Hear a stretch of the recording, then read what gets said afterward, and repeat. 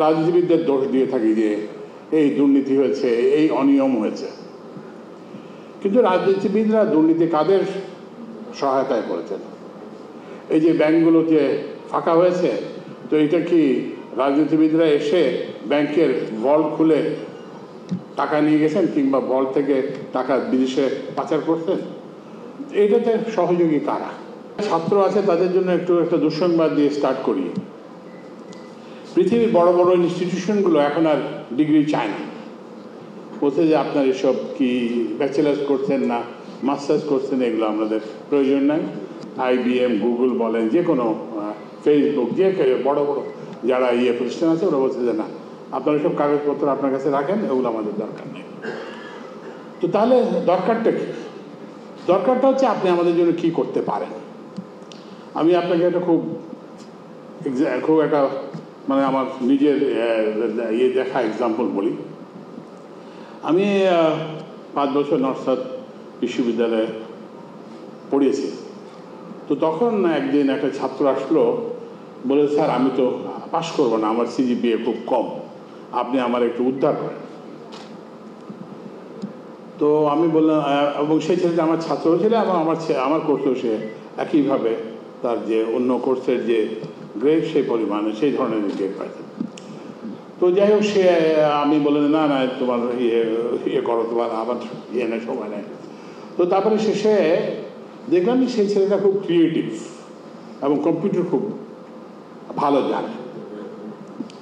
তো যাই হোক, আমি করলাম যে না ঠিক আছে, আমি তাকে উদ্ধার করব, তার অ্যাটলিস্ট ওই এটা পাসিং গ্রেডে তাকে নিয়ে যাবে, যাতে সে ডিগ্রিটা পায়। তো এরপরে সে কিভাবে ক্যানাডায় চলে যায়। তারপরে ওই যেহেতু আমি তাকে উদ্ধার করছি, সে আমাকে সবসময় রেফারি হিসেবে ব্যবহার করে। তো সে গুগলে চাকরির জন্য আবেদন করে। খুবই নিম্নমানের ছাত্র, মানে কোনো সন্দেহ নেই, ইংরেজি মানে যা লেখে তাতে মানে ওটা পাঠযোগ্য না। তো ওকে একটা কাজ দিচ্ছে, ওর ইন্টারভিউ, কতগুলো রাউন্ড ইন্টারভিউ হয়েছে। এক পর্যায়ে শেষে ওকে বললো যে এইটা একটা অ্যাপ, এটার পিছনের যে প্রোগ্রামটা সেটা তুমি লেখো। তো সে পেছনের প্রোগ্রামটা লিখছে, কারণ ও তো বললাম যে কম্পিউটার খুব ভালো জানে, খুবই ক্রিয়েটিভ। তারপরে সে ওটা লিখছে যে দিস ইজ দ্য এই প্রোগ্রামটা থেকে এই অ্যাপটা বের হয়েছে।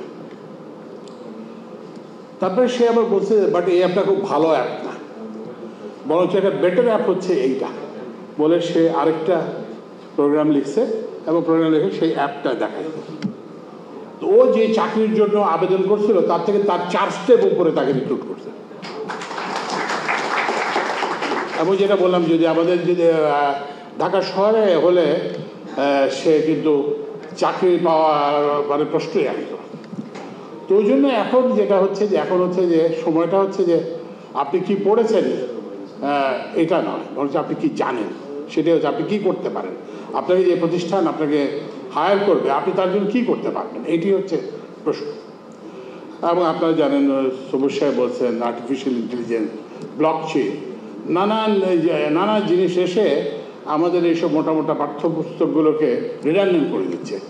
তো সুতরাং এইটাই করতে হবে। একটা জিনিস যারা HR নিয়ে গবেষণা করেন, তারা এই কথাটা মাথায় রাখবেন যে এটা একটা পরিবর্তনশীল ধারণা, এটা একটা কোনো ফিক্সড ধারণা নয়।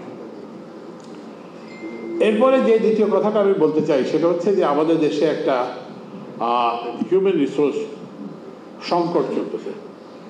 এটা আপনি ব্যক্তি খাতে বলেন, প্রাইভেট সেক্টর বলেন, অথবা আপনি যদি পাবলিক সেক্টর যদি বলেন, সরকারি খাত বলেন, দুই জায়গাতেই একই সময়। আমরা সাধারণত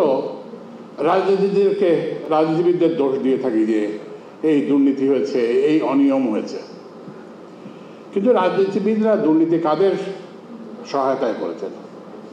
এই যে ব্যাংকগুলোতে ফাঁকা হয়েছে, তো এটা কি রাজনীতিবিদরা এসে ব্যাংকের ভল্ট খুলে টাকা নিয়ে গেছেন কিংবা ভল্ট থেকে টাকা বিদেশে পাচার করছেন? এইটাতে সহযোগী কারা?